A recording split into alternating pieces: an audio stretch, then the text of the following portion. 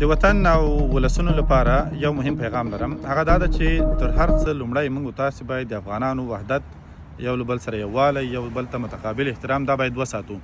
دا څه وخت ساتل کیږي؟ دا هغه وخت ساتل کیږي چې زه پښتون د هزاره کلتور ته درناوی ولرم، د هغو شیعه مذهب ته درناوی ولرم، د هراتي فرهنګ ته درناوی ولرم، د مزاري فرهنګ ته درناوی ولرم، د بدخشي فرهنګ ته درناوی ولرم، د کاپیسایی فرهنګ ته درناوی ولرم. په همدې شکل د نورو ولایتونو چې غیر پښتانه دي د هندو او سیک فرهنګ او مذهب ته درناوی ولرم، ځکه الله تعالی موږ تاسو ته ویلي دي چې لکم دینکم ولی دین، ستاسو لپاره خپل دین ده او زموږ لپاره خپل دین ده. یعنې که چیرې زه د بل دین، د بل مذهب، د بل فرهنګ او کلتور ته درناوی ولرم، هغه به هم زما فرهنګ ته او زما کلتور ته درناوی ولري او موږ ته به درناوی ولري. موږ تاسې افغانان کولی سو ټول په یو ټغر تر یو چتر لاندې هغه وخت راټول کړو چې یو بل سره وزغمو، د یو بل خواهشات، د یو بل غوښتنې، البته هغه شرعي غوښتنې چې هغوی لري هغه سره وزغمو. مثلا ډیری خلک اوس داسې فکر کوي چې د نجونو تعلیم موږ نه غواړو. بالکل یې مه غواړه. ته د خپلې لور او د خپلې مور او د خپلې خور لپاره مه غواړه. ولې زه غواړم، زه خپلې خور، خپلې لور، خپلې مور، خپلې میرمن ته تعلیم غواړم. یو بدخشی غواړي، یو مزاری غواړي، یو هزاره غواړي. ته نه باید د دې باعث سي چې په هغو باندې هم د نجونو مکتبونه بند کړي. که چیرې تاسې یو څه نه کوئ، دا په دې معنا نه ده چې بل څوک یې نه غواړي. دا شرعي حق ده، د ټولو حق ده. د دې لپاره باید لاره پرانستل سي. مثلا دا اوس که تاسې چیرې د مکتبونو اجازه بیرته ورکړئ، یعنی امارت ورته اجازه ورکړي، اول تاسې د غزني ولایت د جاغوري ولسوالۍ مثال در واخلئ، هلته ټول نجونې دې ته حاضرې دي چې مکتبونو ته لاړ سي. د هغوی ولسونه په دې فرهنګ باندې برابر دي چې د هغوی نجونې مکتب ته ځي او هیڅوک هم هغوی ته بېعزتي نه رسوي.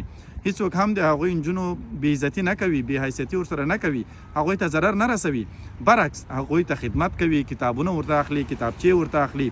دا چې ته که دا کار نسې کولی، په ځانګړي ډول تا ته وایم ای پښتونه، که ته دا کار نه کوې، خپله لور مکتب ته نه لیږې او خپله خور مکتب ته نه لیږې، کتابونه ورته نه اخلي، تعلیم پرې نه کوې او نه غواړې چې هغه یوه هوښیاره، مؤدبه او با تعلیمه مسلمانه واوسېږي چې هم د ځان په حقونو پوه سي، هم الله تعالی وپېژني، هم رسول د خدای وپېژني او هم د نورو حقونه وپېژني، او پر آینده کې کله چې واده کوي د میړه په کور کې هم خپل حق، د مور و پلار حق، د خسر حق، د میړه حق، د لیور حق، د نورو حقونه وپېژني. که ته دا نه غواړې، مه یې غواړه، په تا باندې زور نه ده. ولې موږ ولې باید په هغه کسانو فشار او زور وارد کړو چې هغه یې غواړي؟ که چیرې امارت غواړي چې یو بریالی امارت واوسېږي، لکه د متحده عرب اماراتو، د سعودي عربستان، د کویت، د عمان، تاسې وګورئ چې کویت او عمان ته که تاسې لاړ شئ، کویت ته که لاړ شئ مثلا، هلته د ټولو ولسونو لپاره، د کویت د ولسونو لپاره تعلیمونه له اول صنف د ښوونځي څخه د پوهنتون تر دکتورا پورې وړیا دي. هیڅ یوه روپۍ له تاسو څخه، یو دینار له تاسو څخه نه غواړي او دا ټول تعلیم یې ورته وړیا فراهم کړی یا پرووایډ کړی ده یا یې ورته برابر کړی ده.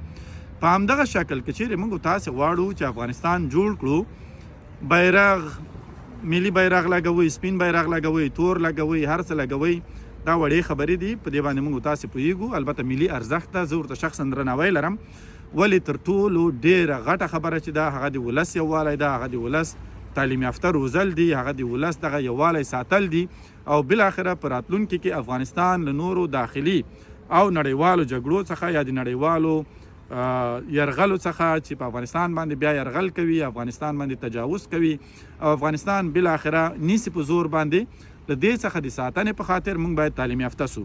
نر او ښځې باید تعلیم وکړو، نر او ښځې باید کار وکړو، هم د افغانستان د تعلیم په برخه کې، یعنې د بشري پرمختګ او پراختیا په برخه کې، او هم د افغانستان د اقتصادي پرمختګ په برخه کې ټول باید یو بل ته لاس ورکړو. لکه د اندونیزیا هېواد تاسې وګورئ، مسلمانان دي، عیسویان هم پکې شته طبعا، خو مسلمانان یې هم ښځې او نر ټول کار کوي، تعلیمونه کوي، تر دکتورا پورې اولادونو سره ولاړ سي، نورو هېوادونو ته سفر وکړي، دکتورا واخلي او بیرته راسي خپل هېواد ته خدمت کوي. ولې موږ دا کار نسو کولی؟ آیا موږ کمزوري مسلمانان یو؟ آیا زموږ عقیدې کمزوري دي؟ آیا خدای مکړه زموږ هغه اسلامي اخلاق نشته چې د نورو مسلمانانو عفت او عزت وساتلی سو، نورو ته درناوی ولرو؟ په څه شي کې ستونزه ده؟ راځئ چې د خپل وطن لپاره کار وکړو، د خپل وطن د رغونې، د پرمختګ او د خپل ولس د سوکالۍ او د هېواد د ښېرازۍ لپاره یو بل ته لاسونه ورکړو، متقابل درناوی ټولو کلتورونو فرهنګونو ته ولرو. د افغانستان ټول قومونه چې تاسې وګورئ، د دې ښکلا ټول په همدغه رنګونو کې ده. که تاسې یوه قالینه راواخلئ قالینه یوازې په تور رنګ جوړه کړي ډېره بدرنګه ښکاري، که قالینه ټوله په سپین رنګ جوړه کړي بیا هم بدرنګه ښکاري، که قالینه یوازې په سپین او تور رنګ جوړه کړي بیا هم بدرنګه ښکاري. ولې کله چې تاسې په قالینه کې مختلف رنګونه تور سور او مختلف رنګونه وکاروئ هغه ډېره ښایسته راځي. د افغانستان د فرهنګونو دغه تنوع یا مختلف فرهنګونه چې موږ تاسې لرو یا د افغانستان قومونه چې دي یا مختلفې ژبې چې دي دا هم افغانستان همدغسې ښکلی کوي. تاسې غواړئ چې ښکلی افغانستان ولرئ او که بدرنګ افغانستان ولرئ، دا انتخاب نور په تاسو پورې ده. ډېره مننه، خوشحاله اوسئ.